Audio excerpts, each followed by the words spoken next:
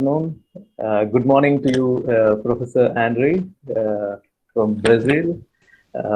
It's pleasure to have you with us, and I understand that it's early in the morning there, but still you are able to take your time out to talk to us. I welcome you to this Friday webinar series that we have in the Department of Philosophy, University of Delhi. Uh, Professor, for the sake of our audience, let me try to briefly introduce you to my colleagues and friends in the department. Professor Andre de Almeida is a philosopher and professor at Fundação Dom Cabral. I don't know whether I'm pronouncing it right. Please excuse me if it is wrong. Of Brazil, one of the very prestigious academic institutions of Brazil. It is, as I understand from his words, it is a business school, but it has accommodated philosophy, and they're really doing wonderful work, very interesting kind of work involving philosophy, and that's what actually made both of us come together to interact and try to know each other's work. A thoroughly refined intellectual and a thorough gentleman that we have with us in the form of Professor Andre. He is a philosophical counselor along with teaching philosophy. He is also into practicing philosophy. He is a philosophical counselor and a member of American Philosophical Practitioners Association, New York. In fact, that's where we got introduced to each other. I am also a member of American Philosophical Practitioners Association, and it was pleasure interacting with him on various aspects of philosophical counseling and philosophical practice. We have been sharing so many ideas on this particular aspect, and I invite all of you also to join us in trying to collaborate with our friend from Brazil. Because I find very less interactions intellectually, especially. Sorry. Yeah, I find less number of collaborations between philosophers of Latin American countries, especially Brazil and India. And with this initiative, I really look forward to some meaningful collaborations between Brazil and India and the Department of Philosophy. Delhi University is open for such kind of possible collaborations. For 5 years, Andre has worked at University of Sussex, UK, in the Department of Philosophy as an associate tutor, and he has also previously worked at the United Nations as a consultant and worked as a researcher in international business. And Andre has his master's degree and PhD as well from the University of Sussex, and he is the author of a very interesting text, a book called Agent Particularism: The Ethics of Human Dignity. And during my interactions, a few interactions that I had with him, I realized that there are so many things that are to be learned from him personally. So I welcome Professor Andre, to give his talk on the value of suffering and the crisis in human life, which is very much required. No, the very contemporary topic that we have for discussion today. I'm very sure he's going to stimulate with his thoughts all of us, and we will also definitely have a fruitful discussion at the end of the talk. So, with these few words, I withdraw myself and I invite Professor Andre for his talk. Professor Andre, over to you. Thank you so much, Bala. It is a delight, is the best word to be here with you today. And it's such an honor. So I will share this line of reasoning, which I have been developing, and I'm eager to receiving, to exchanging with you and having your insights about it at the end of the talk. So I will show my screen here. And please just let me know if you can see properly the actual presentation. Yes. Yes, great. So I will use that as a reference. Uh, yeah, so the value of suffering and crisis in human life, it's something actually I have been interested on for some time now and have been more objectively thinking about and started writing about it more recently. So it's actually what I'm working on mostly at the moment. As one of you already pointed out, it's something which is relevant for the current context. I think it's relevant in an intellectual sense because we are kind of, even though we are philosophers, and as such, sometimes we mostly deal with thoughts, but I think, and Bala mentioned, the both of us, we are very much interested in philosophical practice, right? So I really seek for this connection between profound conceptual understandings of life and the practical aspect, and this reality of a crisis has just imposed itself upon us.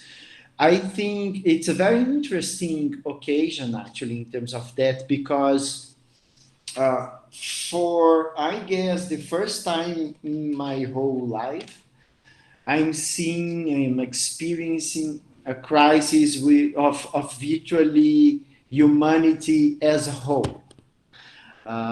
Maybe there will be a few of us that are untouched by these, but it's even hard to see given how connected the world is today in terms of the society. So I think there is a crisis of humanity, and that makes it the interesting case in which there is a crisis of humanity in two senses.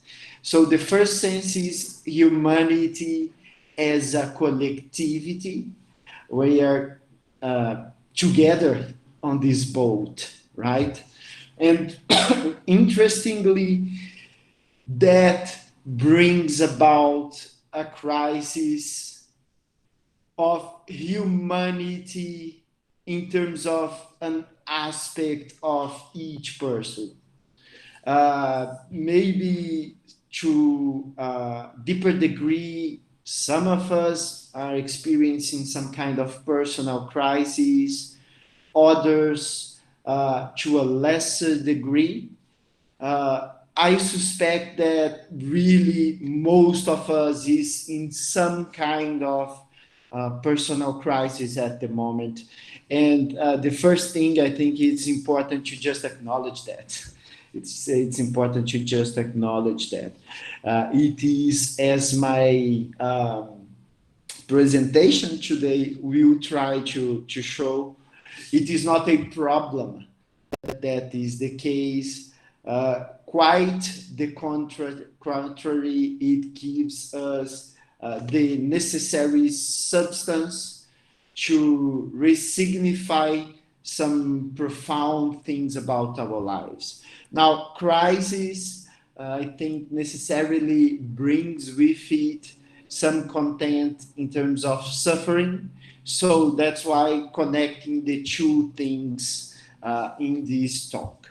So I think for many people, and it's interesting that I'm for the first time sharing this line of reasoning with a group of Indian philosophers because I wonder how it works in India exactly. But I can say about Brazil and South America in general, Latin America, Europe, North America, which are the places that I'm more familiar with in terms of personal experiences.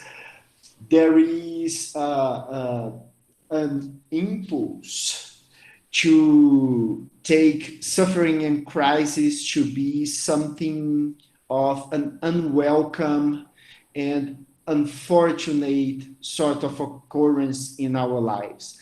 And what I would like to do, the aim of this talk is to put this knee-jerk reaction to the test. In order to do that, I have essentially two claims. The first claim, calling claim A here, is that actually the occurrences of suffering and crisis in our lives, it's not something unwelcome and it's not something unfortunate. And I'm far from being the first whoever pointed that out. And I think it's a very interesting example of that if we look at Fredrick Nietzsche's work in different places, actually. The Birth of Tragedy is a book wholly dedicated to that kind of reflection. In the gay science, he also mentions thoughts about it. But I selected these specific quotes from the Twilight of the Idols, in which he mentioned overflowing feeling of life and strength, where even pain still has the effect of a stimulus, gave me the key to the concept of tragic feeling. Saying yes to life even in its strongest and hardest problems. Not in order to be liberated from terror and pity, but in order to be oneself the eternal joy of becoming, beyond our terror and pity. So I think there are, to put it simply, the bitter and the sweet aspects or components of our lives, and we tend to pursue, in some important sense, the sweet aspects and the bitter aspects, the bitter component, which here I'm using the ideas of crisis and suffering to refer to, we tend to want to avoid. And so the first claim is that is unprecise, that is unrealistic, because both aspects, both the bitter and the sweet, are very important components of our lives, and rejecting any of those is to reject a very important part of our lives and ourselves. And that takes us, that quote from Nietzsche, to claim B, which is that though uncomfortable and unpleasant, it is to a large extent the bitter side of our lives that keeps and hides the most precious treasure which we can bring forth into the world. That doesn't mean, of course, let's go around chasing suffering and generating artificially crisis.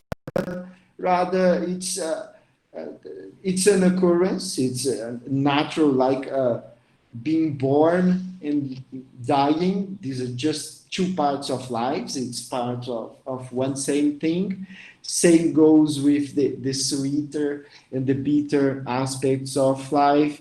And even though we try to want to avoid suffering and periods of crisis, actually, when we deal with those experiences properly, they are able to give us something unique in terms of our personal development, our human development, and in terms of how meaningful the life which we live will turn out to be.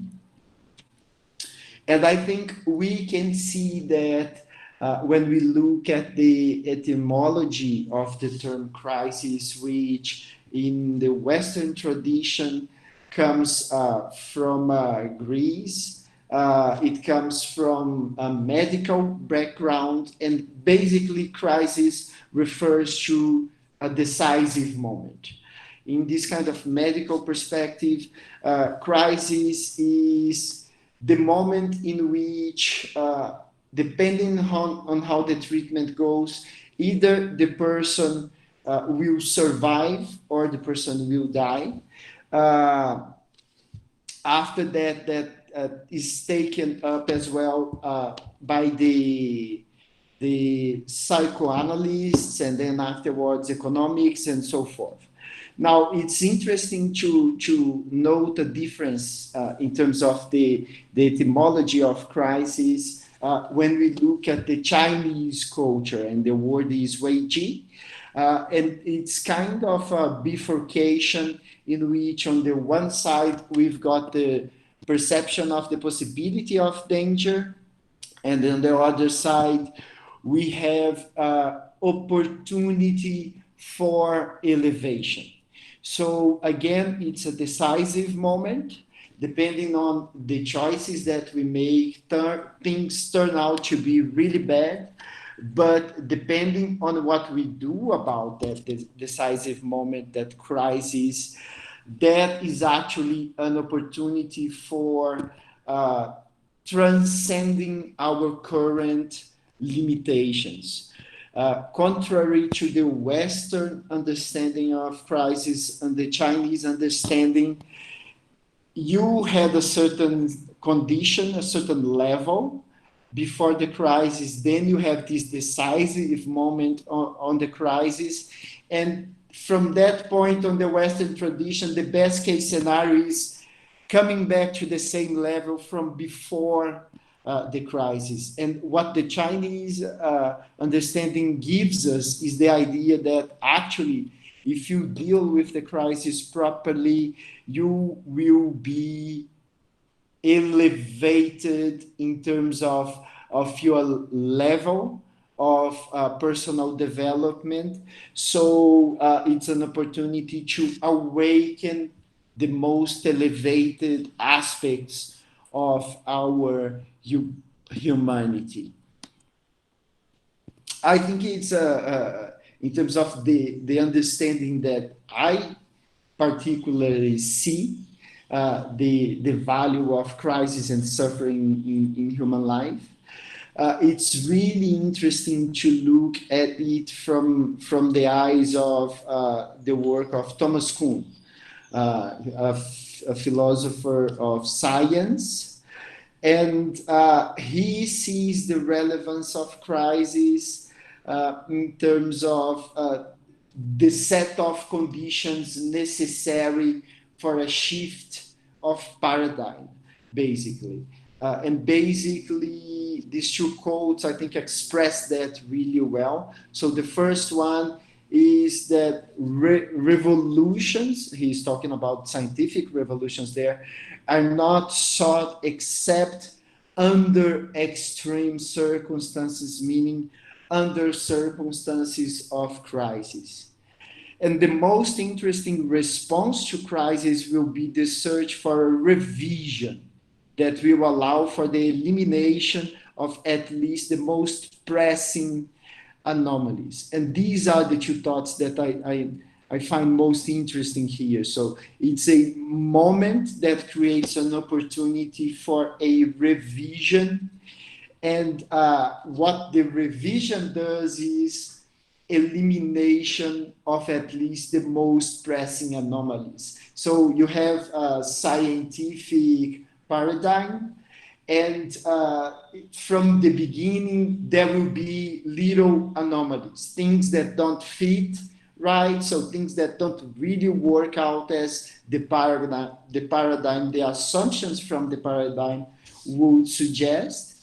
But over time, those anomalies keep growing and growing until it's just evident that the paradigm that we are working with is very problematic, and that's when the crisis occur, and the crisis allows for a shift on paradigm. Now, I want to make an analogy, because Kuhn is talking here about a whole scientific paradigm, a scientific with humanity, or at least part of humanity is working from a paradigm in which humanity is working from. And I would like to propose a parallel between, once more, this sense of humanity as collectivity and the internal understanding of humanity as a aspect of human beings, in order to rely on this interesting thought of elimination of the most pressing anomalies of the paradigm. And that is precisely what we get when we look at the work of the psychoanalyst Karen Horney. So she works on neuroses and human growth. She has different books, but I think this is particularly interesting. And her thought is the neurotic process is a special form of human development. And because of the waste of constructive energies which it involves, it is a particularly unfortunate one. It is not only different in quality from healthy human growth, but antithetical to it in many ways. Under favorable conditions, man's energies are put into the realization of his own potentialities. Under inner stress, however, a person may become alienated from his real self. And I think the opportunity that crisis gives us is precisely to do with what the very title of Horney's book suggests. So, human growth, they struggle towards self-realization. I think I agree with Karen Horney. The key thing about the life of a human being, in terms of what's the point of having a life at all, has to do with self-realization. And given the conditions of our society, it is a fact of living in that society that self-realization, meaning the realization of our potentialities, will necessarily involve a struggle. And it's very interesting to know her understanding of neurosis as something like this. There is this thing called human development, which will happen. It's what we do. Like the image of a human being that is born as a small baby and necessarily grows says a lot about that. Developing is what will happen. Now, if it's a natural development, it will tend to be a healthy one. Of course, it needs to be properly cultivated, but that will lead to the self-realization of the person, the realization of their potentialities. If artificial, external, unhealthy things are internalized through living in society, that creates neurosis and that blocks, prevents the self-realization. And I think the idea of human dignity turns out to be helpful for us in terms of understanding that thought better. When we look at the etymology of dignity, it comes from the adjective dignus, from Latin, which means essentially worthy of respect, demanding respect. So the idea of dignity has to do with essentially respect. The thought is dignity is about respect something in human dignity, specifically respect something about human being, a specific aspect of a person, a human being. the main reference in terms of human dignity is Immanuel Kant. So I'm in total agreement with him that respecting the dignity of someone is about respecting their humanity, respecting their human nature, and that means basically respecting what is essential to that person, respecting what is essential to that person being the person that they are. Now, Kant has a specific understanding of that. We can discuss that later if you so wish, which is different from my own, because I am inspired about Jean-Jacques Rousseau's conception of human nature, which I find to be a much more interesting one, because unlike Kant, that believes that what is essential to a human being is just what he calls pure reason, is just the capacity for reasoning without any kind of substance to it. It's just the very capacity, which is something that all human beings share. Human nature for Rousseau is a different thing, because it is not just one capacity like that, it's a richer thing. Human nature for him is a much richer thing, and that is well expressed by his interchangeably use of the terms human nature and the terms genius of the person.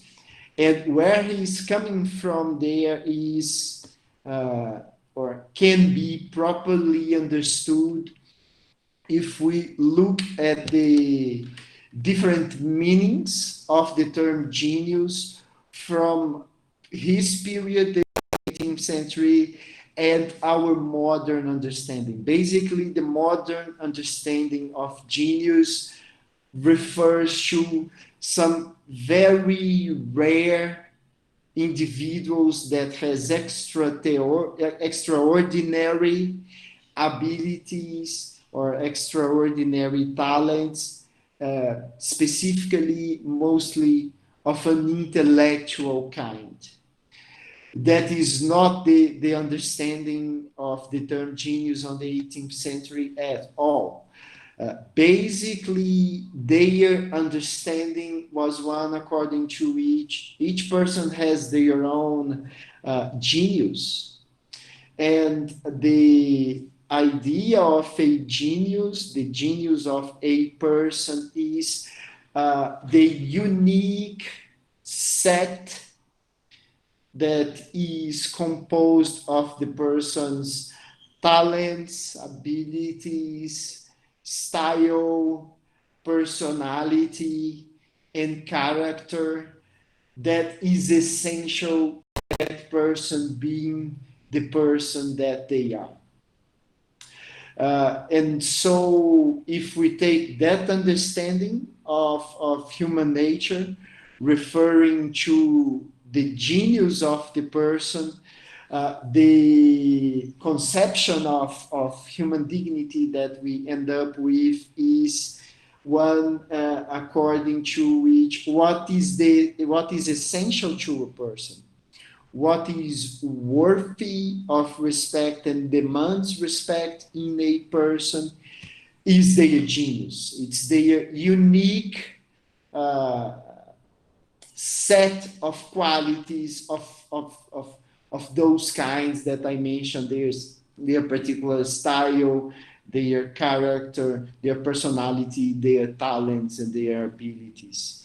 And when we talk about, going back to Karen Horney, the neurosis as the unhealthy development of the person we're talking about, development of the person that basically represses that unique set that they have, their genius, and the healthy development is one in which the person will develop in line with their particular genius in such a way as realizing their unique set of potentialities.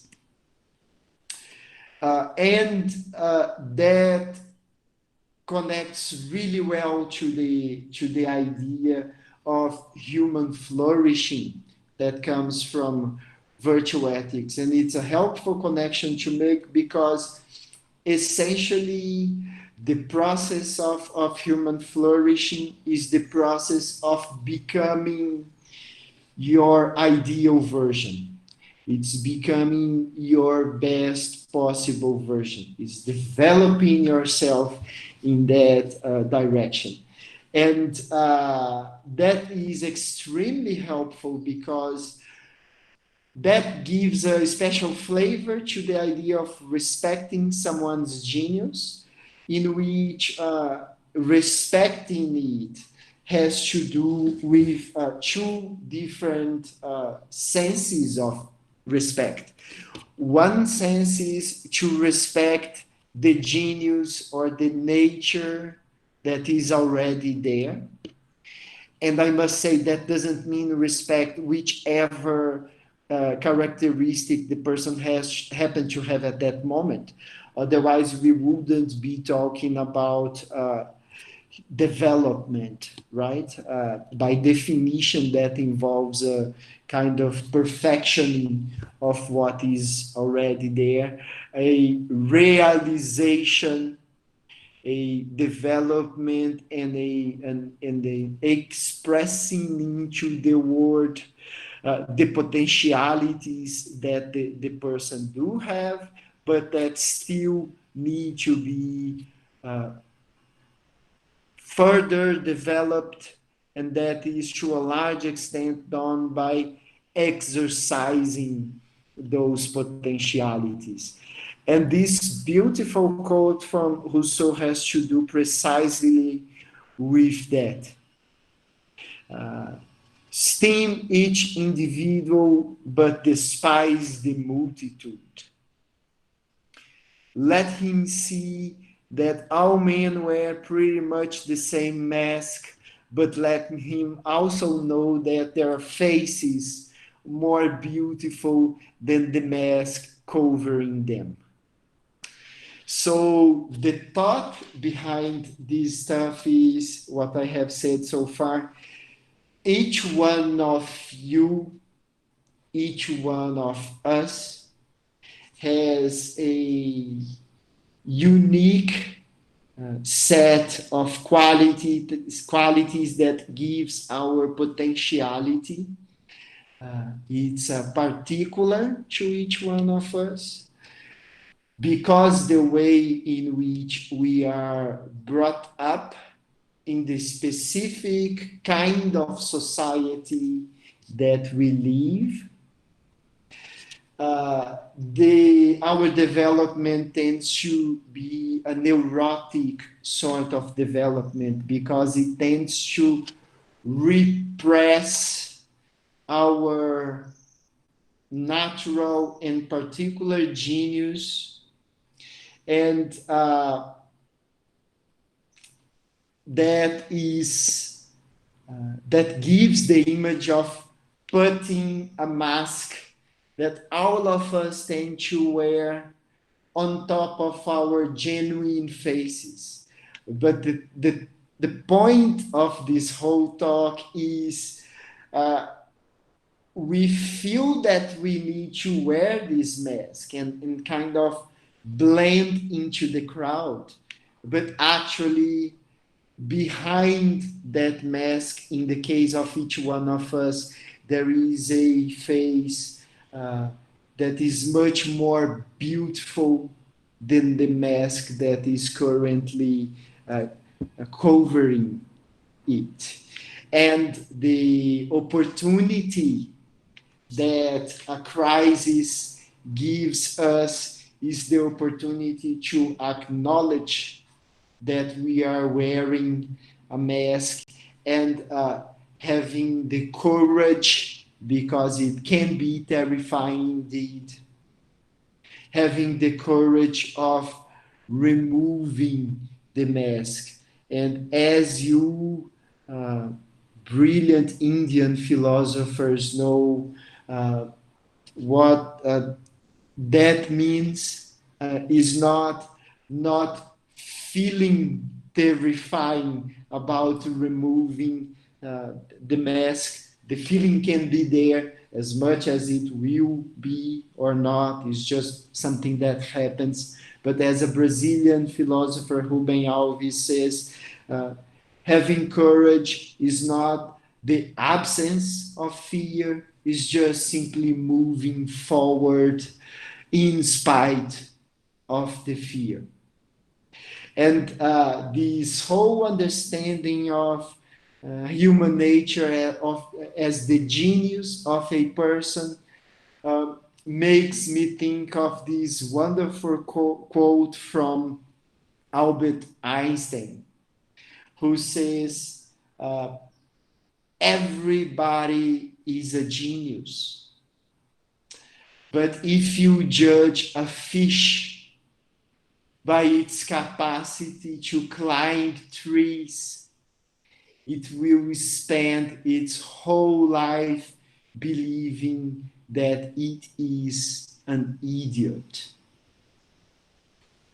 Everybody is a genius. So this whole talk, this whole work that I'm developing aim as urging us all to stop judging ourselves by the capacity to climb trees when we are fishes, and judging each other in that same way as well. If opportunity, if crisis gives us an opportunity, I would like to claim, I would like to suggest that suffering is the fuel for removing that mask. It is, as Fredrick Nietzsche suggests, it gives us the necessary suffering, pain gives us the necessary push to step into our natural position of a constant becoming, a constant process of realization of our potentialities. It does involve suffering because we have internalized already so much, that there is a lot to remove in terms of barriers, and that process isn't an easy one. But the suffering, even though uncomfortable, turns out to be a fuel for our process of human flourishing. And by the way, it's not only Karen Horney, that has this sort of understanding in terms of human development, in which neurosis on her specific field, neurotic process is one in which our natural development is prevented from happening. Our healthy development in that sense is prevented from happening through a kind of internalization of external aspects or external impositions that force us in some important sense to adapt, to mold into a certain expected means of behavior and being.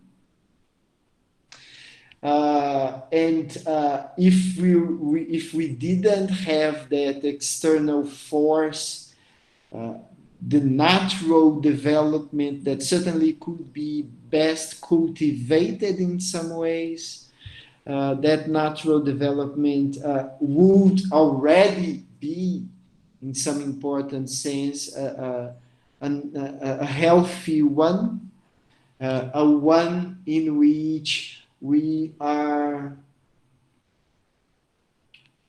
realizing our potentialities, which are great, which are tremendous, and are unique to each one of us.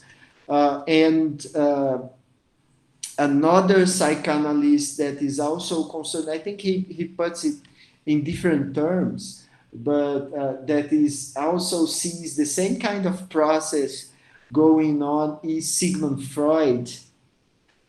He has this work, Civilization and its Discontents, and it's interesting to know that when he's talking about the discontents of civilization, he has in mind, at least in part, a very similar kind of process, that just living in civilization is a process in which our natural impulses are repressed by the very fact of living in civilization, and that is something that generates a discontent. But specifically talking about suffering as a fuel for human flourishing and the value of suffering, there is a Brazilian philosopher, which I've mentioned already, that is extremely helpful in terms of this image, a beautiful image that he offers. He says, happy oysters make no pearls. Happy oysters make no pearls. And the image there is quite a literal one, actually. His explanation is an oyster is supposed to be, in some sense, perfect, to be impenetrable, but some oysters will have a little crack in them. And through that crack, a grain of sand will manage to come in. And that will scratch the skin of the oyster, that will hurt the oyster and cause suffering.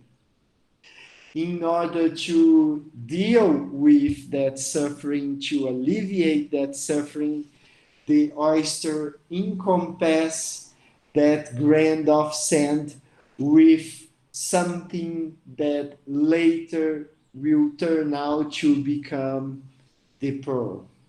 And what I'm suggesting with this talk here is the pearl is already inside each one of us.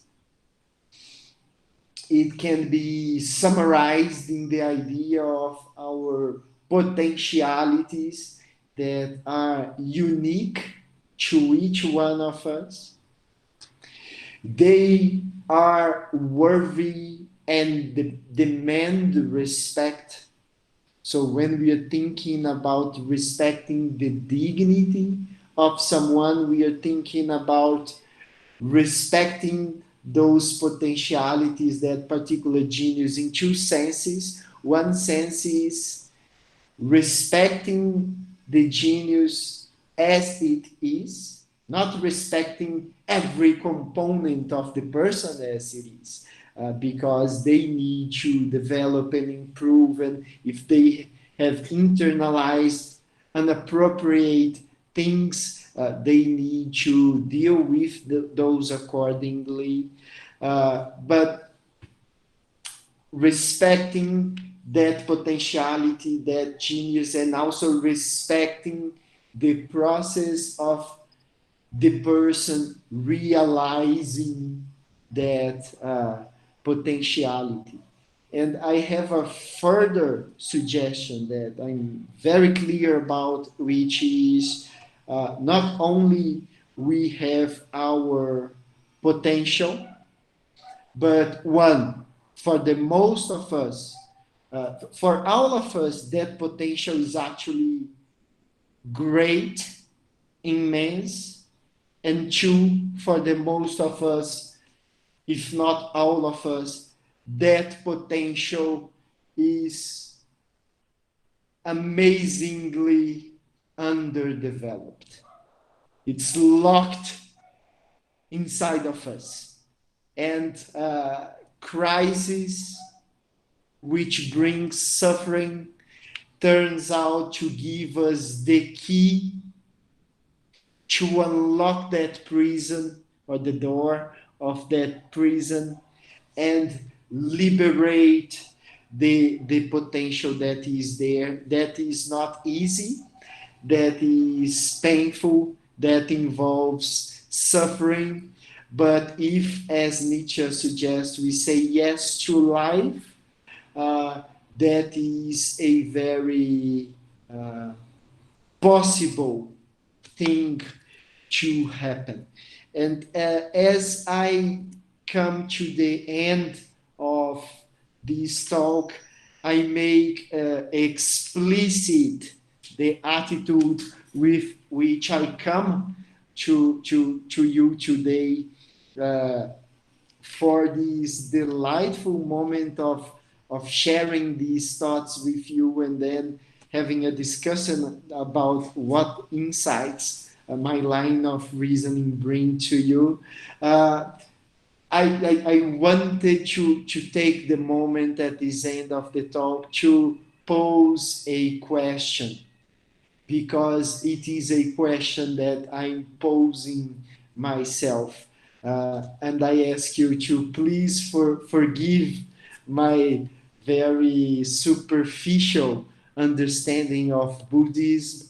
I acknowledge that, and I have no problem with that. It's just something that I'm eager to learning more about, the different Indian tradition of philosophies, Buddhism being one of them. And there are things that I understand, right? So there is this book, The Teaching of Buddha. These quotes are from that book. From the one hand, there is this thought that the world is full of suffering, and I can see that clear in these ideas that, when being born is suffering, sickness is suffering, becoming old is suffering, being departed from our loved ones, being separated from the loved ones, like we are, by the way, at this moment, is suffering.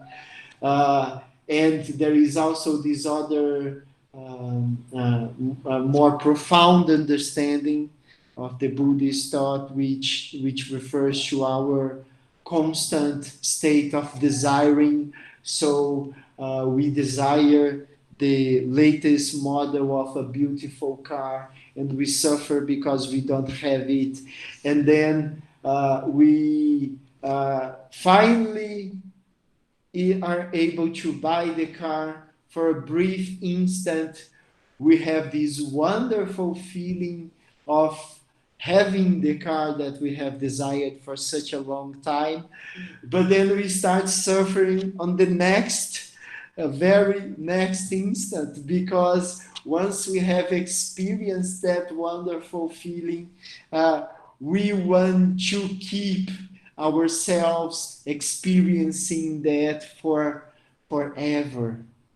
So there is this quote from Mark Twain that relates to that, which is something like I have many problems in my life, most of which only happened on my mind. And I think that's a similar thing to what's going on here. And I understand that that creates, according to the Buddhist thought, that creates a kind of veil of illusion. And if we just remove the veil of illusion, what is already there in terms of life experience is not that suffering state. Life in itself is a wonderful thing if we just manage to experience it directly, and that is, as far as I can understand, what is called enlightenment. But once I started working on this whole issue of the value of crisis and suffering in human life, I started posing this question. Okay, I can see these meanings that I just very superficially mentioned right now, and they are beautiful. They are beautiful. I can see that, but Buddhism and Buddhist philosophy is such a profound approach that I started suspecting that there is some deeper meaning of the notion of suffering for Buddhism. And it's just a meaning that I'm not able to grasp yet. And I suspect that this deeper meaning may have something to do with the value of crisis and suffering in human life as I presented here today. So in the same way that I'm posing myself this question, I wanted to pose you, my dear profound philosophical colleagues. Is there a deeper meaning in terms of that? And given the whole approach that I just presented to you now, I wanted to, and my apologies for spending 2 extra minutes there, I wanted to propose an attitude of not only instead of wanting to avoid crisis and suffering, even though I don't suggest that we chase it, but when it happens naturally, not only we don't need to avoid it, run away from it, but as Nietzsche suggests, we should embrace it with all our strength. And I think this attitude expressed in this quote from Confucius expresses this attitude beautifully when it comes to our suffering, when it comes to the crisis that brings the suffering inside of us. The attitude that I suggest is, a lion chased me up a tree, and I greatly enjoyed the view from the top. I thank you very, very much for hearing what I have to say, and I'm eager to hearing now what you, my friends, have to say about these thoughts that I just shared with you. Yeah, thank you so much, Andrew, for this wonderful talk on the value of suffering and crisis in human life. we can never say that none of us have ever faced a situation of crisis or never suffered at all in our life. And if that is the case, this suffering and crisis are very much part of human life.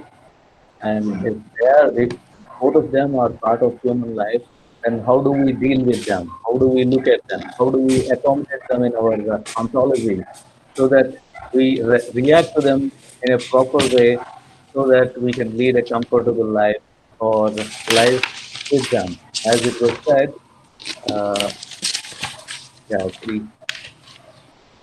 lot of disturbance on that. Okay, yeah. As it is said, now we have to live with Corona. In the same way, we have to live with the suffering as well, as it was stated by great philosophers like Buddha and many other philosophers. So you have rightly pointed out, or in fact, try to challenge the conceptions that crisis and suffering are unwelcoming and unfortunate. So you have challenged such kind of conceptions, and also you challenge the second claim that you made. Like it's not that suffering and crisis try to hide something good from you. Probably they have something to offer you, right?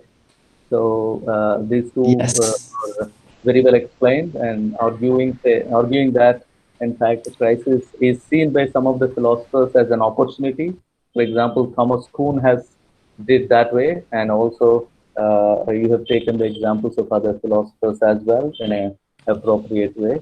And the final conclusion that you try to come out with, showing that suffering in fact refines the humanity, individuals, in trying to bring out the potentialities which are hidden in them. And that is how crisis you consider to be a key that opens or liberates the potentialities of the individuals. Thank you so Yes. much for this interesting talk that you have given us. And I'm very sure most of my friends and colleagues here have reactions and responses to what you spoke. So let us look at the responses. I would look at the chat box. I request all the friends to type their questions there, or you raise your hand so that you can also ask the question. But you try to be very brief so that we can accommodate many questions and responses, as many questions and responses as possible. I see one question here. Let me go with the chat box, okay, so that Yeah, other yeah, friends yeah. join us one by one. Uh, what are the external unhealthy things that cause a person to develop neurosis that you're talking about? Yes. You're discussing Karen Horney. You are talking about Yes. neurosis. So probably it's a response to that. So would you like to Yeah. respond to that, Henry? Yes, of course. And I will respond to that with a personal, real life example. Okay, I think it's very clear in terms of what I have in mind there. I had when I was growing up in Brazil, when I was in high school, I had the same math teacher for consecutive years. It turned out that me and that teacher we didn't get along that well. It turned out that the way he approached education caused me to develop two ideas.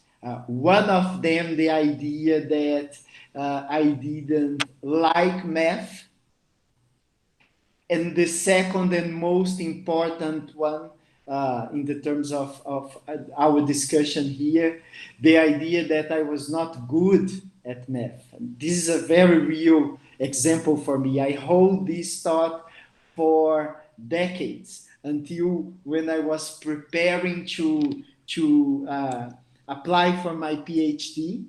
I applied in different countries, one of each was the US. And in the US, you have this test this exam that you need to take when you apply for the PhD, which is called the GRE. The GRE is composed of two sites. On the one hand, it is an English test, the other hand, it is a math test. It is a test that everybody needs to take, right? Which meant if I was going to apply to the US, I'm sorry, someone has the open microphone and Ivan, may I request you to mute yourself? Ivan? Yeah, thank you. yeah, thank you. Please go ahead. So when I was to work on this, on improving my test score, I work on both sides, English and math.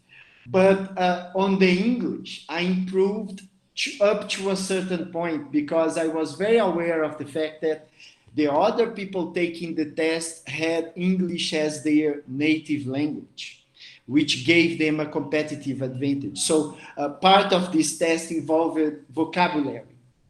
For me to learn 5,000 words and two of them to happen to be in the test, it wasn't a very efficient way of improving the score. So after a while, I was forced to turn, I thought, to my unfortunate case, I was forced to turn to math. And that, for the first time after decades, because of necessity, made me focus on understanding better math. And that experience allowed me to review the two thoughts. One, I don't dislike math at all. In fact, I like it. And two, and most importantly, I turn out to actually be good at math. In fact, if it was for the math side of the GRE alone, I probably could get into any PhD program that I just wished to.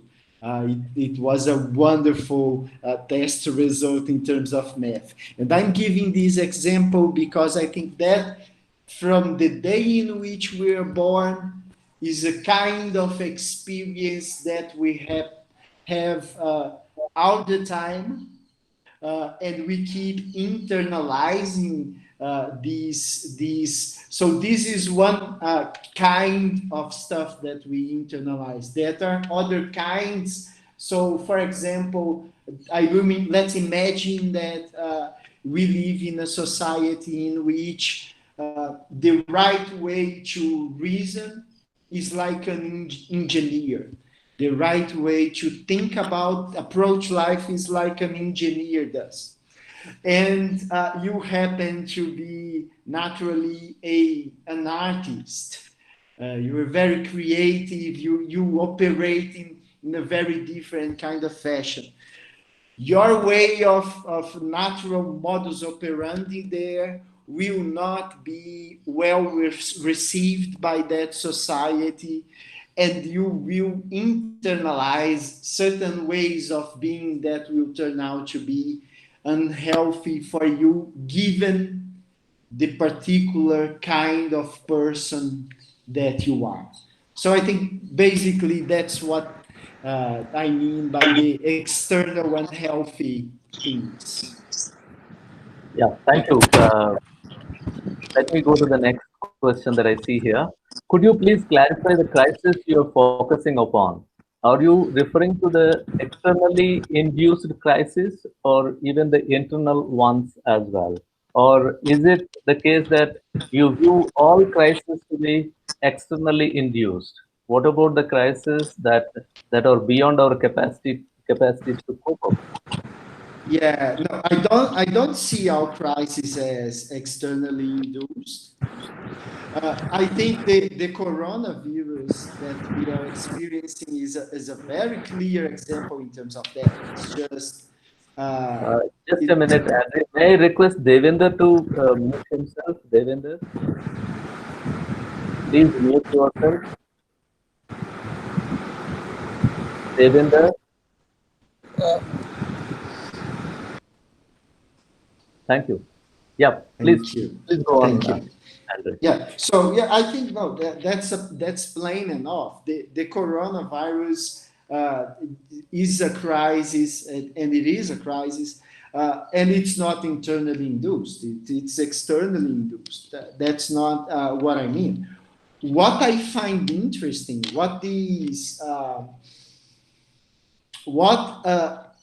experiencing this deep and broad crisis provided me in terms of an insight is this externally induced crisis, that is a crisis that to a large extent humanity is facing, provokes a personal crisis, causes to bring about a personal crisis in each one of us. And I think for different reasons, but for example, it makes evident our current limitations. So I will mention 2 points about that. One point about that is I can't just go out here in Brazil. I can't just go out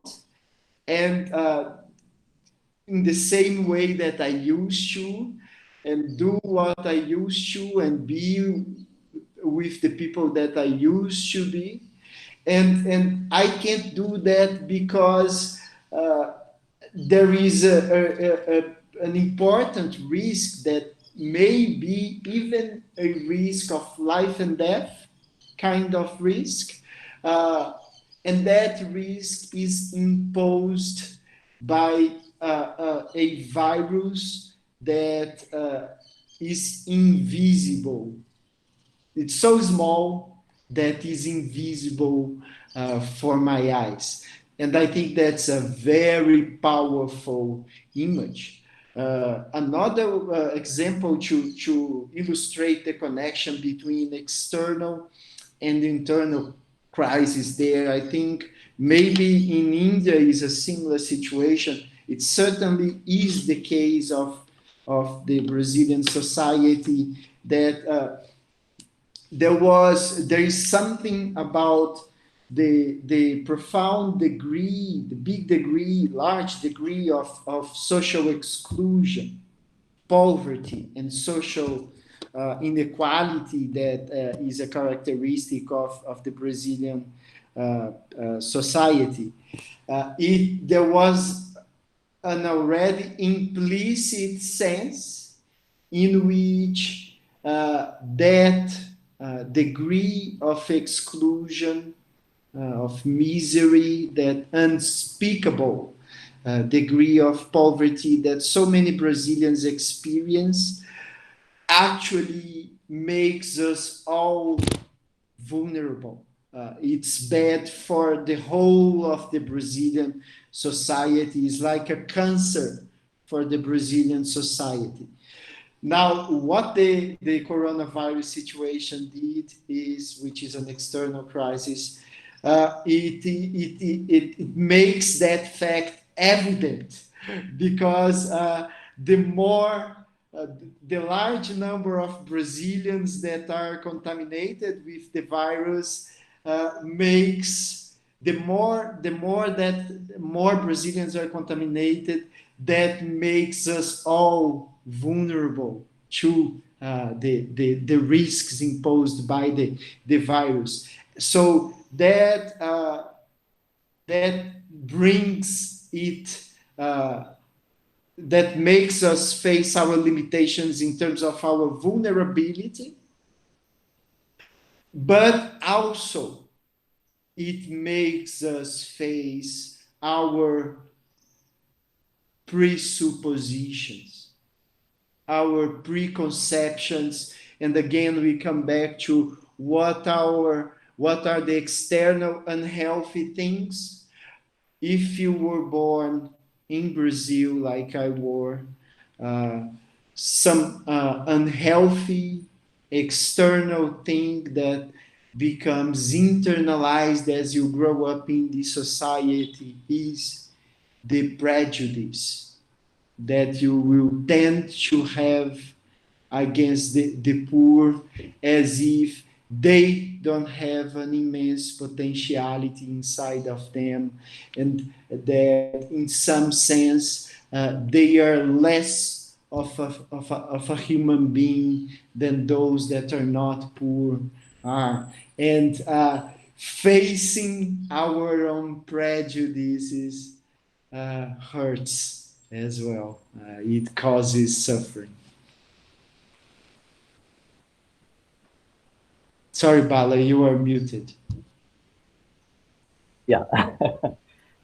Yeah, thank you. So you are trying to argue that even the external crisis would lead to a form of a kind of internal crisis in the individual, and you're addressing it at that level, right? Is that uh, is that right? Well, at least in the case of external crises that have the magnitudes that this one has. Perhaps not all of them, but the ones that has a great magnitude, yes.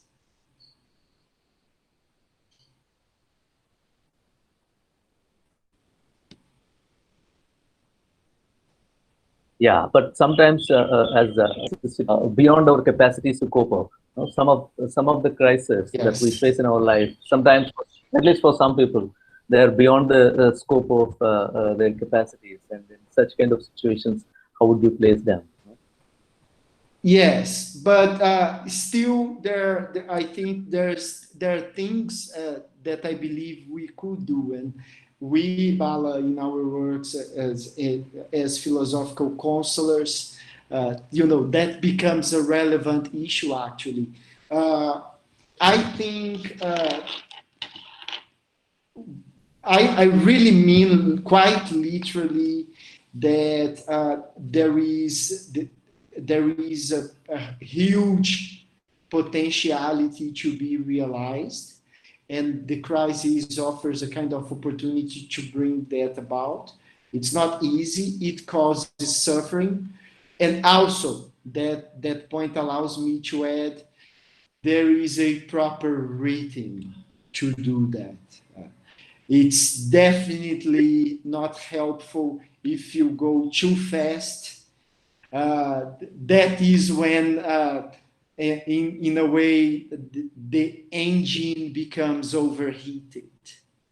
Each of us has a natural rhythm. Each kind of crisis will awaken things that are more or less difficult for each one of us to deal with.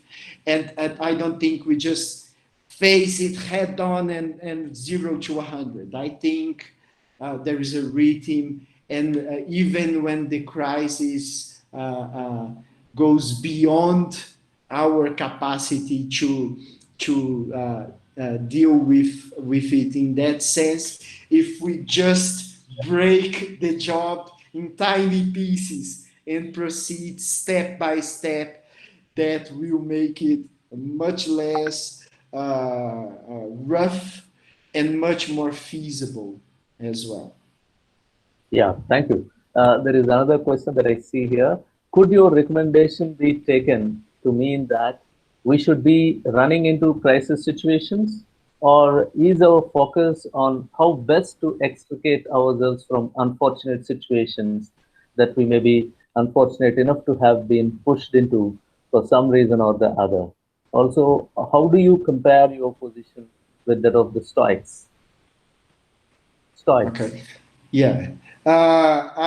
Yeah. As I try to be careful enough during the talk a couple of times to make the explicit point that I'm not at all recommending that people go around rushing and chasing suffering and punching walls for their hands to hurt and stuff. That's not at all what I'm the point I'm making here.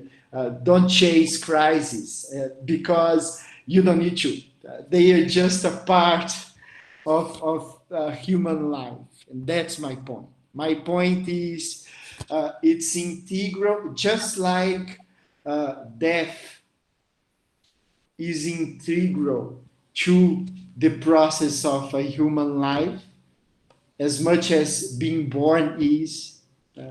What I called the bitter aspects represented by crises and suffering and things like that.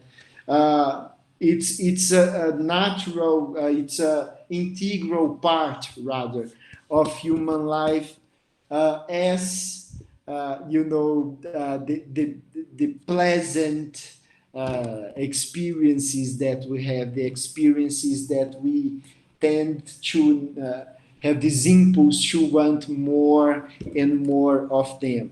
And the point that I'm making is, therefore, not at all for us to running into crisis situations, but rather also being careful enough to not be unrealistic in terms of trying to run from them once they have already established themselves.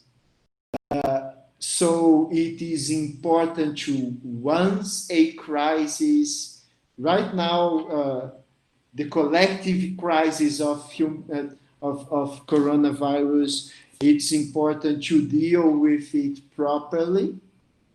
That involves, taking the necessary care in terms of our health and sanitary conditions, both of our homes but our towns as a whole, and things like that. But also, I'm saying, okay, we can also learn from this episode. And in the future, if we, from this opportunity, address the problem of deep misery, social exclusion, and social inequality in places like Brazil and India, when the next virus comes, if it does come, and realistically speaking, it may come, we will be less vulnerable to it. And at the same time, we take these crises that are natural occurrences.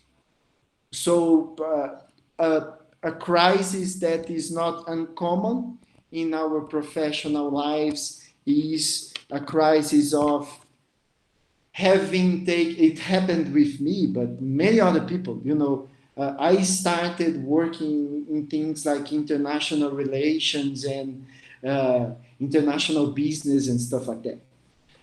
That life path, that direction for my life generated a personal crisis. Running from that one is not possible. I can go around running around the world 10 times, but it's inside of me. It's not possible. But I would like to suggest also that it's not appropriate, because the way to understand this is like it's just information. The suffering there, these emotions, they provide us with helpful information. It's not they're good or they're bad. They're just emotions. They just happen, but they are helpful in terms of informing, making us aware of certain things. So, Bala, in the work of philosophical counseling, someone came to me and they were having panic attacks, and they were having intense anxiety crisis. And the way we addressed that, and it was very successful, was through a metaphor. So I proposed, let's imagine that you are a home. You are a home. You live in a certain home. And in this home, you have an alarm that kicks in every time danger approaches too closely. the panic attacks that you were experiencing, this intense anxiety, they are the alarm. They are not the problem. They are trying to prevent you from the problem. They are trying to signal that you need to protect yourself better. And if you take this approach of particular genius and stuff like that that I just proposed, that will turn out to be uh, you need to respect yourself and make yourself respected slightly more than you were doing so at the moment. So really, we don't need to chase crisis and suffering. These things, they're part of human life, but pain is not a problem. It's just insightful information. It's just something that will inform us of the need to act in certain ways. Yeah, Andrew, we have 5 more questions, and we'll try to be focused now so that we can quickly address all of them. Okay. Okay. Yeah. Let me read the next question that I see here. A person who is suffering miserably, on the one hand, out of self-love, he tries to preserve life, respecting the dignity. On the other hand, he wants to end the life. What are the views of Kant on suicide? In which option is which option is suitable for him? I don't have an answer for that. In terms of what are the views of Kant, in terms of someone that would be considering. Actually, I might do. So I think he would say something like this, and I will make this very brief. Basically, we have these things called inclinations. We have something called pure reason, which is what is truly essential to us, and what is worthy of respect, what demands respect. The only feeling that he takes to be a valuable feeling in some important sense is the feeling for respect of that. It's more complicated than that, but putting it simply, respecting that which is essential to us, which is pure reason, and whatever poor reason dictates, right? Everything else, including your personal style, your talents, and all the other feelings that you have, including your suffering, he calls inclinations. They are just contingent. They are not essential to you, and your job is to not allow that those inclinations, those impulses, for example, the suffering that is occurring to you, they should not dictate how you behave. That is what it means, very roughly put, to have autonomy. So for the person that is considering to commit suicide, he would just say, that makes no sense. You need to be autonomous. That suffering shouldn't dictate how you behave. That is heteronomy, not autonomy. So yeah, just don't. Very, very simply put. Sorry. Oh, you're muted, Bauer. You're muted. Yeah, sorry. How do you see the collective suffering induced by COVID and the future suffering which are unleashing due to our own efforts in the form of global warming or forest fires, etc.? Do you mean, sorry, is it, how do Yeah, you see the collective suffering? yeah, Is that the one? induced by Yeah. COVID-19. Yeah, and also and the, the future possible sufferings in terms of global warming and forest fires. Do you, how do you look yeah, at that? Do you look yeah, at them? Probably what she hints at is, do you look at them as external ones or internal ones that we talked about? Internal crisis and external crisis, probably in that yeah. context. Yeah, I think along those lines, and it's interesting because very quickly, Bala, even though it's interesting actually, if you think carefully about it, even though climate change and things like that, in some sense, are external induced, but if we look from a collective point of view, it's at the same time there is this sense in which it's internal induced because it's a consequence of our behavior. So it's an interesting question. Yeah.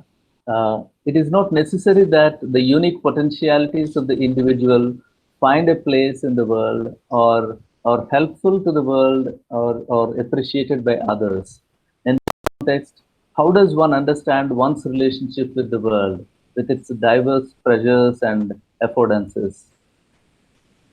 Like what you are trying to argue is like individual, the crisis helps the individual to come out of like uh, potentialities to get actualized, right? Right.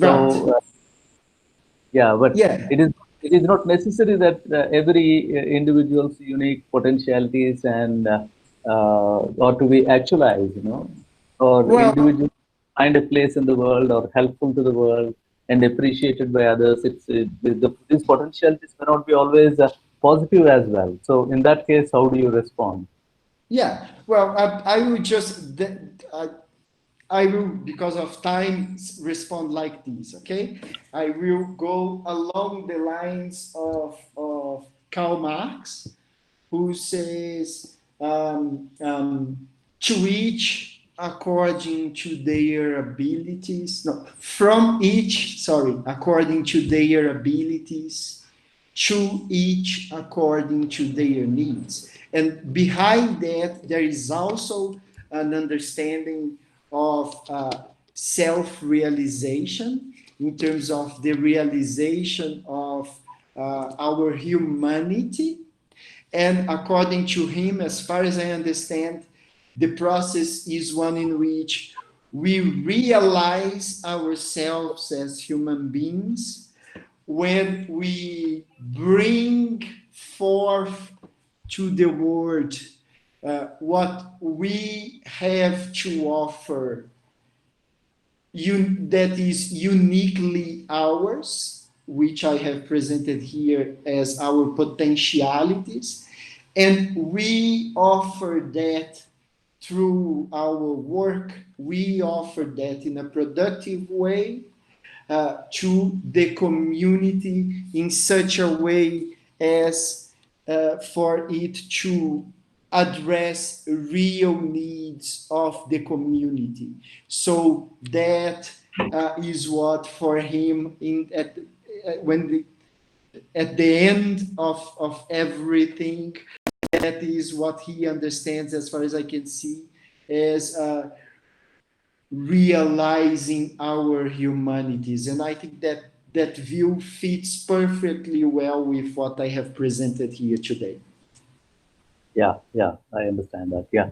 A person who is suffering due to eternal illness, based on your presentation, what is your take on euthanasia? Uh, where do you bring in the genius of a person, dignity, respect, suffering, and crisis? Also, if you could relate that to self sacrifice and self interest. Right. Uh, I think for someone that is suffering from terminal illness, and the view on euthanasia, in terms of ethics, I'm a moral particular Vala. So I think these things can need to be taken case by case. There is no one rule that fit all cases, there is no one principle of behavior. I think the person needs to have a voice that is respectful, unless they are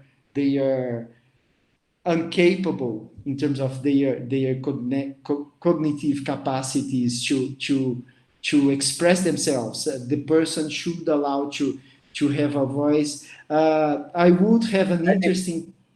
Go ahead. Yeah, please go ahead, please. I would have an interesting, very interesting case from my grandfather about that, but we don't have enough time. But really, I think from that experience, I would say, on the one hand, the person's will needs to be proper elaborated.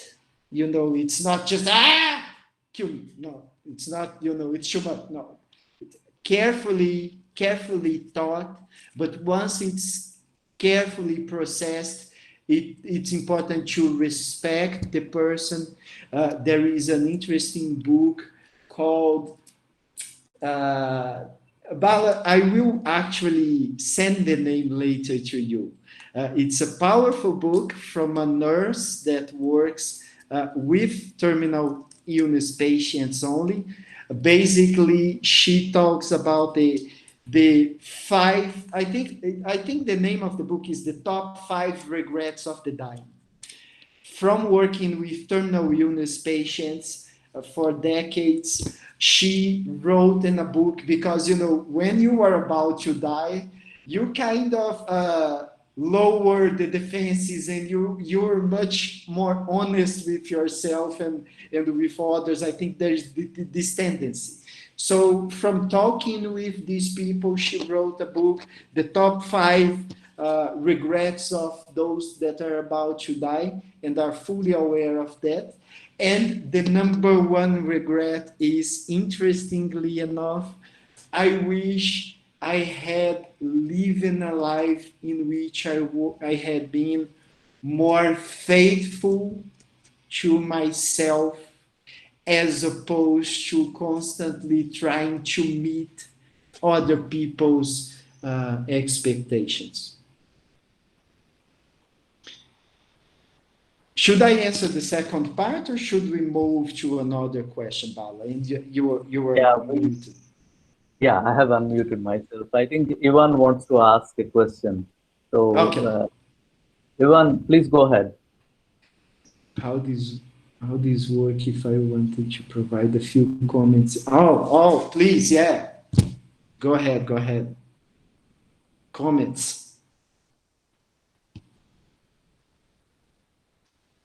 Ivan, please go ahead. Can you hear us? Yeah, he just typed yes in the chat. Right. Maybe he's typing.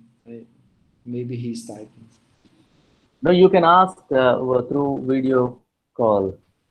You're available there, Ivan. So you're most welcome to ask the question. Unmute your. Sorry, guys. Can I join? It's Ivo here. I'm sorry. Yeah. There was some problem with the connection. Hi, Andre. Hi. Cool. It was a very interesting talk. Yeah, cool. Look, I was basically on my way out. I had a few notes, but I'll remember some of them. Look, there are just few things which I think you might benefit from kind of considering them. The first one, someone already addressed it. It was about I think there are at least two kinds of suffering. I mean, broadly speaking, you can maybe say there will be something like growth conducive suffering, and maybe something like growth hindering suffering. And I think there are obvious cases, where the suffering basically destroys you so much that you cannot transform it into anything. So that's one point which I think you already addressed, but it's an interesting point. Another point I think is that I really wondered about it for a few years, about whether you should or shouldn't chase suffering. Yeah? And I think when you look at societies which are really affluent, you see that it seems to me that there is not enough suffering for those societies to be, in some sense, in a very, very broad sense, and in a kind of probably ambiguous sense, they are kind of they are kind of losing their internal strength and sort of cultural vigor. And things like that, so you have society which lose their dynamism, because I think in some sense they kind of there is not enough suffering. I mean, it's quite simple. So you have gymnasts, for example, yeah, and then they have to train hard to become good gymnasts. And I think if you want to become a good human, I think you also we should in some sense rationally induce suffering into our it's just an association into our lives.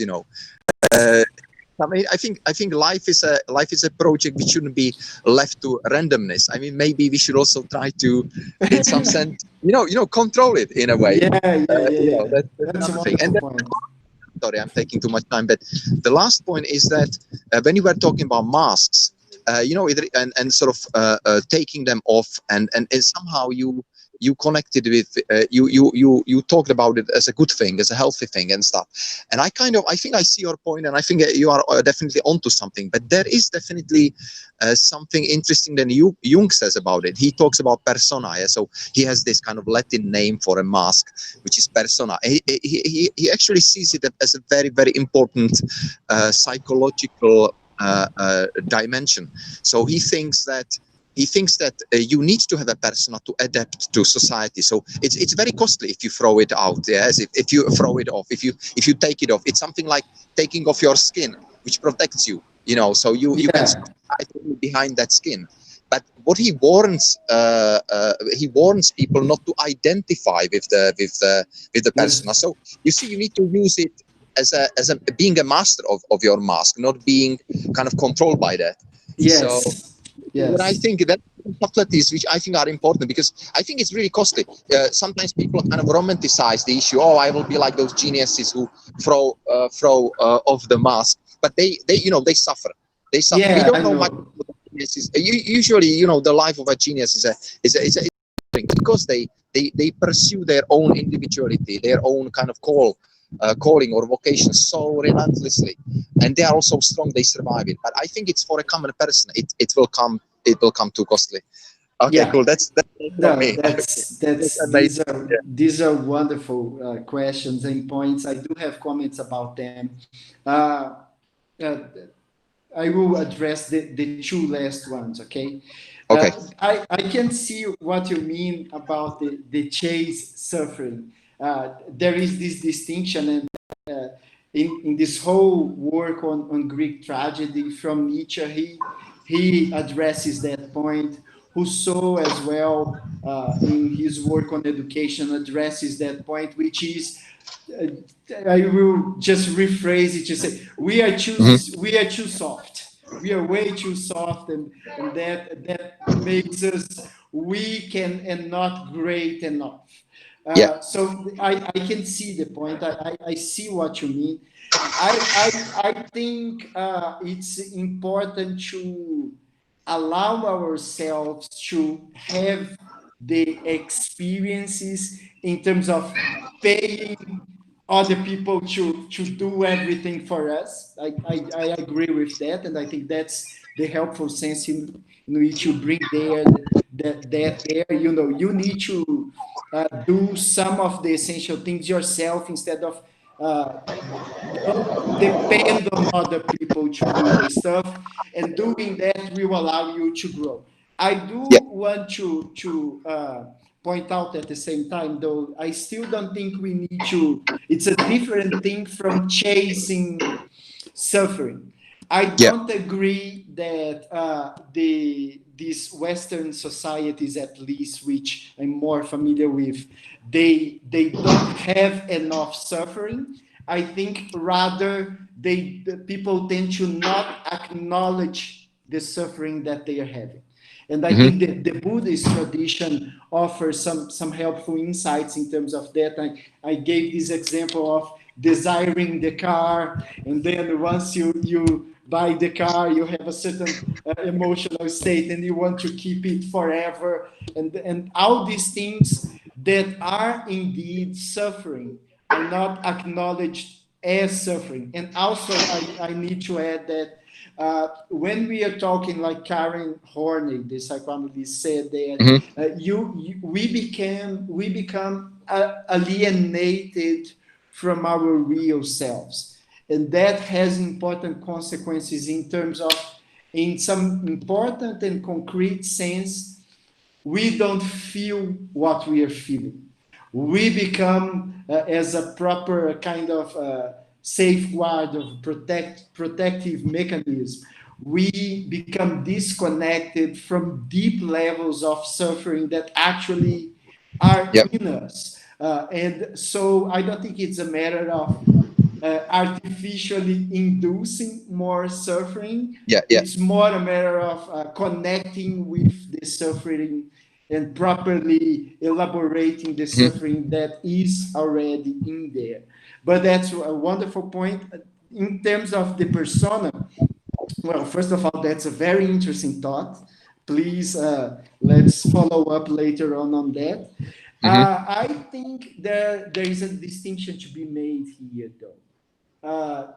As this idea of the genius of a person suggests, there is something that is essential to the person.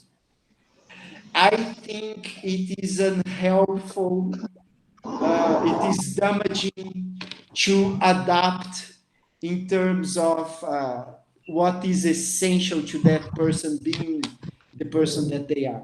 If occasionally they need to adapt here and there, that's one thing. But the image of putting the mask is one in which you are completely repressing that, like continuously over time. That is not helpful at all. It reminds me of while teaching to the audience of business executives here in Brazil, they keep talking about purpose. We need to live with purpose and blah, blah, blah. And people need to live according to their purpose, but then companies also have, it's a trendy thing that a corporation need to have a purpose. And how do we deal with that? Because there is a clash between the purpose coming from the corporation and the personal purpose, because people are different from one another.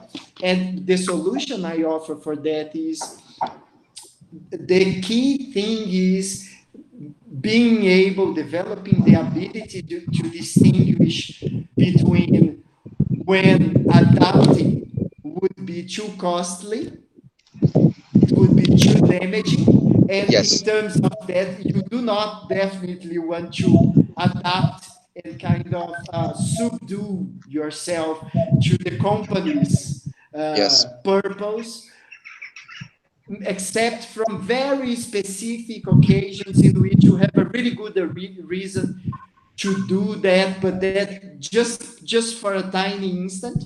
But in other spheres, even if it's not pleasant, even if it's not what you would like to do, it's okay to adapt to what the company needs, and that's a kind of meeting halfway. It's definitely when it comes to what is essential to you, that there, I think that's not for sale, basically. Yeah, true. Okay, cool. Thanks. Thank you, Evan, for this, for those questions, and thank you, Andrew, for responding to them. Actually, there are just two more questions, and I understand we are running short of time. Is it okay? Can I read the questions for you, Andrew? Yes, please. Try to be brief so that we can complete it by like 5:30 here, India time. Okay. The questions that I see here are: re-examining suffering in these manners opens up the space for a re-examining of very large body of work and institutions that directly implicate both our perception and approach to the experiences of suffering. Mental illness institutions or policy spaces, etc. For example, how is one to approach such a research project, huge research project? Yeah, I think that is a very precise and helpful point. It is indeed an implication of what I'm suggesting here. It's indeed an important implication. And the case that you mentioned, a mental institution, Actually, in Brazil, we have a very good example of how this kind of thing can be done. It's really interesting. It's such an interesting real life case that it became a movie called Nice. So it happened in the 60s, roughly. There was this mental institution here in Brazil, a large one, the most important one. And there were a bunch of psychiatrists, which were all men, and that's interesting. There was one woman. She left to study abroad. I don't remember where, or I don't remember. But when she returned, and the niece, which is the name of the movie, is her name. So she's the main character of the movie, right? It's her story.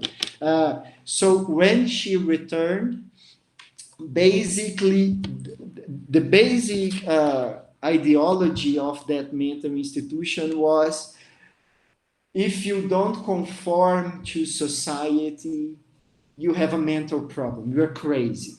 So you need to, and they will throw those people into the mental institutions. And the basic method of treatment was a shock-inducive treatment. Like, if you don't not walk in line, literally you will be shocked. And those people, that's how it's the image of how those people lived in terms of even the sanitary conditions, and it's horrible. It's very unhumane, right? So she arrives back and she sees this bizarre way of treating these people, right? And she said, "Oh my God, that's wrong." But it was the 60s, and she was one woman in the middle of a bunch of men. So she had to be very, very careful in terms of not facing her colleagues too hard. But slowly she built up a process, and she did things like she bought a dog for each one of the patients, and then the patient would need to take care of the dog. It would be their responsibility to take care of their dog. And it's so touching. It's beautiful. Like, because the dog become, they take care of those dogs probably much, much better than I would, and I love dogs.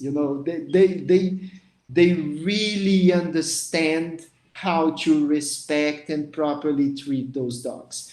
Now, her colleagues during night come and kill all the dogs, because the other method was a threat for their status quo way of doing things. So the mental patients that were becoming much more calmer and being able to enjoy more life with the dogs, they completely go wild, like, "Oh, what, my dog," and they become revolted and all that. So after a while, she introduces a very interesting method, which is art. So she literally brings people that will teach them how to paint, how to make sculptures, and things like that. And it is a these classes, as you can imagine, they are very chaotic, but it turns out that not only that was an extremely productive way for them to channeling their expression. These showed these people that have never dealt with art before in their whole lives suddenly show themselves to be tremendous artists. The work that they did was taken to a gallery. It was exposed. It received amazing critics from the art critics of the time, and were sold for very pricey values. And I think that example is just wonderful in terms of how we should address institutionally these things. And again, the illness, actually what was being treated was not actual specific conditions that these people had, but rather just unconformity to the socially accepted way of behaving of the time. Yeah, great. The last one that I see here, right? Buddha says that you talked about Buddhism towards the end and the deep insight into Buddhism. So one of our friends is responding to that, I believe. Buddha says, Wonderful. even though I'm having a kind of moment that is of happiness, but it is not the case, rather it is suffering only, since the theory of momentariness emphasizes that everything is momentary, even the moments of happiness ultimately happens, ultimately happiness contains with it um, elements of sorrow. In such kind of, I don't know, there is some problem here. The fear of separation, anxiety, etc. So, are we supposed to live even in the moment of happiness without any reactions at all? So there is a question like, since Buddha tells us that even in happiness there are certain sorts of anxiety of losing it, which create a kind of suffering in the mind. So Yes. what kind of attitude should we have? Are we supposed to live even in the moment of happiness without any reactions at all? Or is there any suggestion from your side as a response to that? Please ask. Yeah. Well, first of all, I approach this question in a very humble way, and I mean that. I am here in terms of Buddhist approach. I'm here to learn from you and not to teach you. That's very clear to me. My personal view is one, as I said, emotions are just emotions. It's not good or bad. It's just they have some productive value. Part of that productive value is in informing us in certain directions. There are certain things that are important, and we could use those insights from our kind of mental, emotional content for our advantage in a productive way. That's one point. Another, I think, helpful kind of content from emotions. The idea of self-expression involves, on my view, also emotional expression. I think there would be a distinction between different kinds of emotions to be made here. But I think so I will give one example. The emotion of injustice, right? You see a certain situation in the world, like extreme poverty, or someone treats you in a certain way, like an disrespectful way.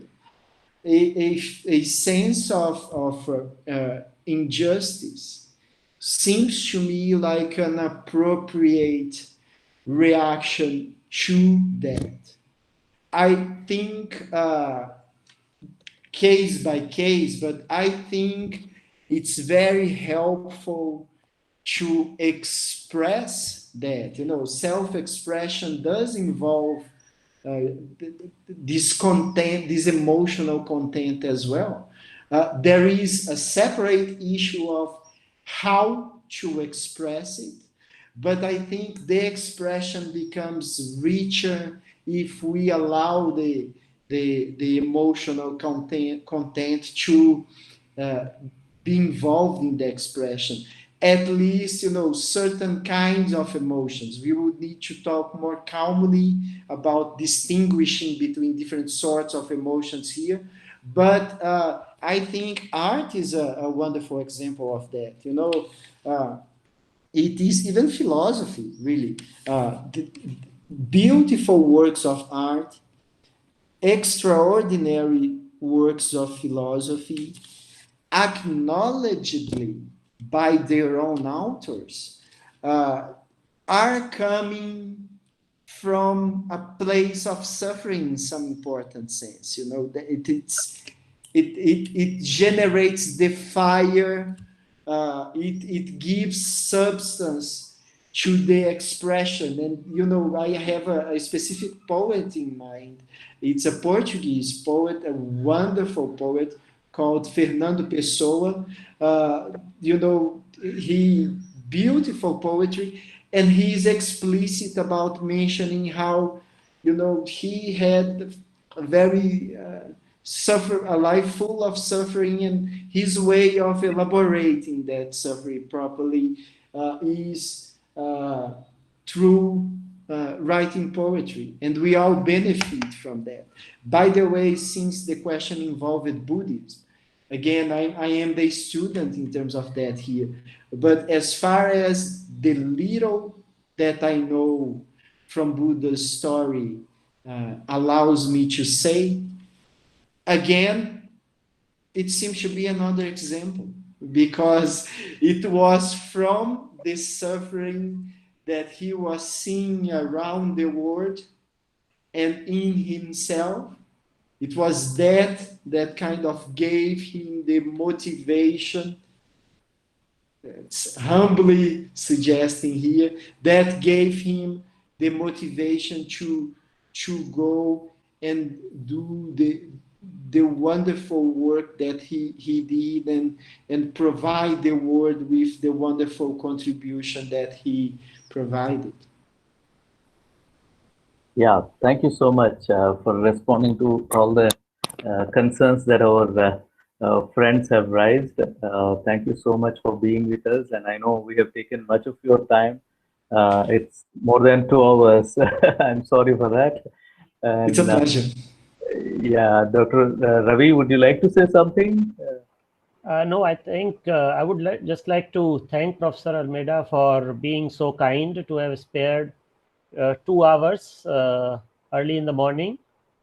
And I think we still have more than 20 people continuing to listen to him. So I would like to thank him on behalf of the seminar committee for having spared his time and having so enthusiastically responded to and whatever little interactions I have had with people from Brazil or other Latin America, I really envy the kind of enthusiasm for life and everything that they display and practice. So it's a very wonderful feeling to interact with them. Thank you so much, Ravindra. I'm not sure if I'm pronouncing your name correctly. Please forgive me if I'm not. Thank you so much for welcoming me so well. It's been a pleasure to meet you personally. We had a little very quick chat at the beginning. I would like to thank everyone for the time you took to listen to what I have to say, and for your wonderful comments and questions. They are really helpful. This is work in progress, so really does help me in a very concrete way in terms of understanding in which directions to best proceed, which points to go deeper with this work. And Bala, I can't thank you enough for this opportunity. It's been an immense pleasure for me.